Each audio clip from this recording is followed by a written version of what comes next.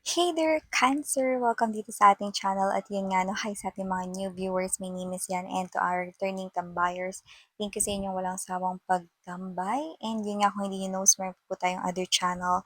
Link is nandyan sa description box no, ng reading na ito. So if interested, just click that link. At napupunta na rin kayo doon kung saan nag-upload din tayo araw-araw ng collective readings for all signs. So yun nga mga babes na wala po tayong gender dito. Babae, lalaki, LGBT, lahat welcome. Puwede rin pong i-switch yung mga roles dahil possible talaga yung mangyari kasi general reading ito. And at the end of the day, everybody, you have your free will like if you wanna claim the messages or not. So, thank you so much no sa atin dito no ng mga tambayers. And kung may cross-watchers pala rito si Cancer, welcome ka rin ha. At kung may Cancer placement sa kanilang natal/birth chart, welcome ka din. Thank you so much Archangel Michael together with the angel guides. Pwede ba kami kumuha ng mga mensahe for Cancer, please? What does Cancer needs to know? Can you please show me? Cancer.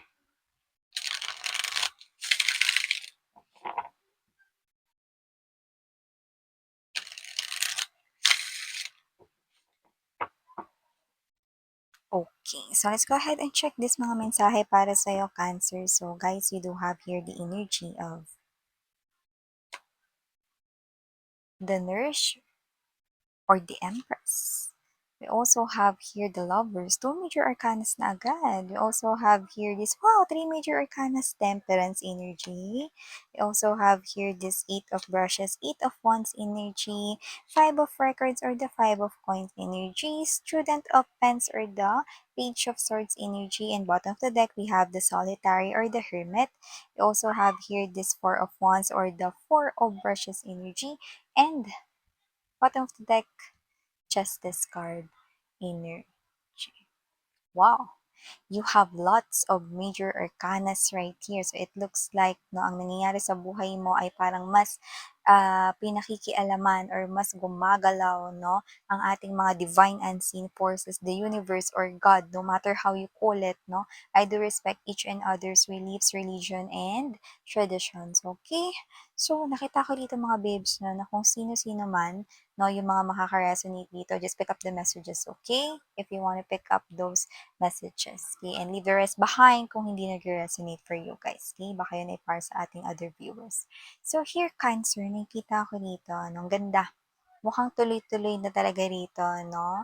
Ang iyo rito na pag-angat sa life. And I'm pertaining particularly with your abundance, with your money, with your coins, with your pentacles right here. So nakikita ko na magtutuloy-tuloy na ito.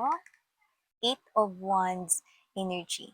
Others of you, pwedeng meron na kayo ritong mga anak. No, doesn't have to be na single mom kayo or single dad ha. Pero kung single kayo, no, yeah, pwede rin kayo rito mga babes. No? So kung ano man ito, nakita tayo rito ng energy. Okay? Na dahil sa ugaling pinapakita mo, no, lalo na sa mga oras na parang nagsa-struggle kayo in the past sa mga problema sa pera or whatever, no? And if this is you, na ni minsan you do not blame God, you do not blame universe, you do not blame those unseen divine forces of what is happening here in your life, no? You're just, okay, dealing, no? Yung mga pinagdaanan mo 'no, na alam mo sa sarili mo na hindi lang naman ako yung dumadaan sa ganitong klase ng mga pagsubok 'no. So nakikita ko rito na yung mga pagsubok ay hindi mo nakita as somewhat here na pagpapahirap sa'yo ng may kapal or ng taas dito 'no. Pero ito ay tinitingnan mo, ang ganda ng nakikita ko dito. Tinitingnan mo upang mas mahasa ka 'no, sa pagiging matapang dito na harapin pa yung mga susunod pa 'no, at oras na para hindi mo na ito maranasan pa. So tapos na ang iyo ritong struggle era at tatapa ka na rito sa pag-alawan ng iyong life or buhay dito, Cancer. So nakikita ko dito na mas magiging maganda at magaan, like soft as a feather ng mga situations na papasok sa life mo, and I'm seeing offers that will definitely aambag sa growth ng inyong life, no? Like, you're just sitting there and opportunities keep coming to you like effortlessly. Wow! Blessings are really coming your way, Cancer. So claim, claim, claim, claim, claim, claim mo na yan. And also, meron ka rin pala ditong options when it comes to love. Kahit na nakikita ko dito mga babes na parang hindi ka pa ready na mag-focus sa inyong love life. Yan, may mga nakuha tayong ganong energy. Especially kung either hindi pa kayo ready mag-focus sa love life, may iba pa kayo inaasikaso rito, no? Yung love is parang hindi siya yung pinaka-priority ninyo, but love is coming. Okay, wala tayong gender, babae, lalaki, LGBT, love is coming. At hindi lang isa, no? Pwedeng dalawa pa nga. Yan, no? Naku, miss, yan, mahihirapan. Hindi. Kasi nga lumalabas kayo bilang the Empress energy, no? Na the Nourisher ang pangalan dito sa tarot deck na ito. So, kung sino man yung mga energies dito, kahit may options kayo when it comes to love, hindi kayo mahihirapan sa pagpili dyan sa mga yan, no? Pero sila medyo magkakaroon rito 'no ng struggle. Sila yung magkakaroon ng struggle, Miss Jen, bakit pahihirapan ko ba sila? Hindi sa pahihirapan mo sila, pero dahil hindi ka pa nga ready for love, puwedeng mapag-antay mo sila dito, okey? Pero okey lang, kasi parang para dun mo rin makikita kung sinong karapat-dapat at kung sino ang patience is a virtue, magtatagal siyang mapipili mo. So, parang it's like a challenge or test din sa kanila, Cancer. I like your energy. And you're also being guided by this two. So no matter kung sinong mapili mo, I'm seeing that the universe no is also protecting this love relationship. No? Kasi everything that you will step in will be something na masasatisfied at magiging contented kayo. And most especially, happy. Diba? Yan ang pinaka-importante sa lahat. Speaking of happy, meron ditong hindi happy. Cancer. Kasi naman 'tong energy na 'to 'no, siya yung klase ng energy na 'pag may problema siya, wala na, kinain na siya 'no, nilamon na siya ng problema. So, itong tao na 'to ay posibleng mas nagmumukmok ngayon, mas hindi masyado naglalalabas, at puwede rin naman mga babes 'no, na parang siya ito na hindi halos makausap, hindi lang ninyo kundi pati na ng ibang tao. So, kung sino man 'to, malaki ang chance na ang problema niya ay may kinalaman sa either trabaho or pera. Yan.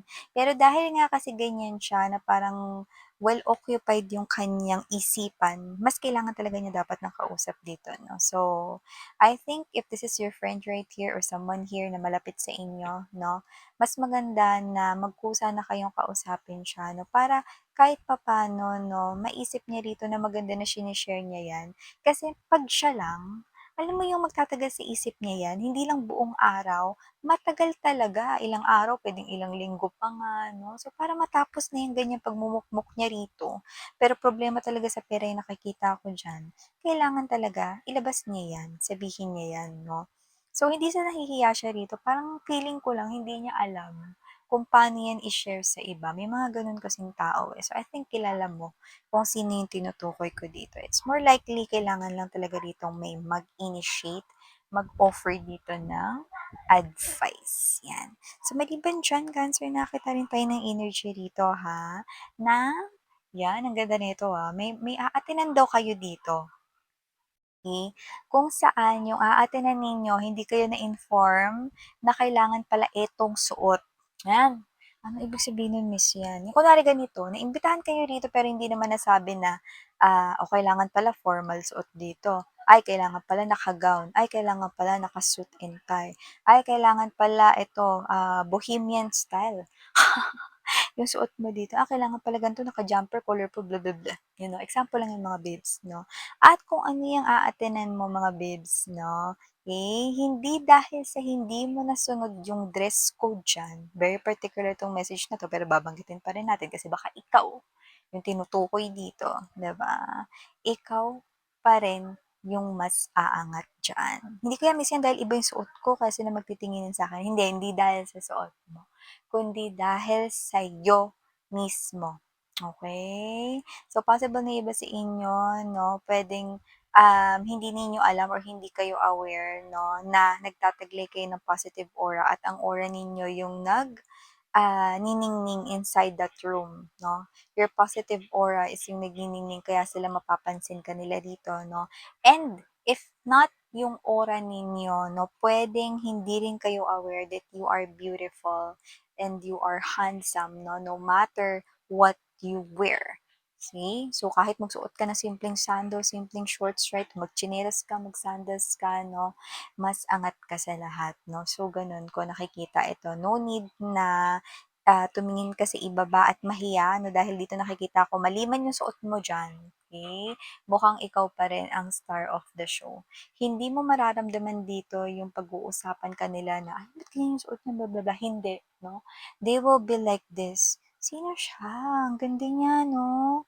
Wow, gusto kong kunin yung number niya. Ang gwapo naman nito. Yan, oh. Hoy, I'm hearing a lot of compliments coming from this, no? And nakikita ko rito, bago matapos yan, kung ano man yung dadaluhan nyo dyan, meron kayong mga makakakonect na mga connections, no? At yung iba sa inyo, if you're looking for love, then love will definitely come chase you. Diyan mismo, no? Diyan, baka pwedeng makilala mo na ang iyong magiging next relationships. Ito yung mga messages right here for you. Cancer, ang cute nun, no? So, sarang hey, love and light again. I'm Yuriana Oni. 안녕.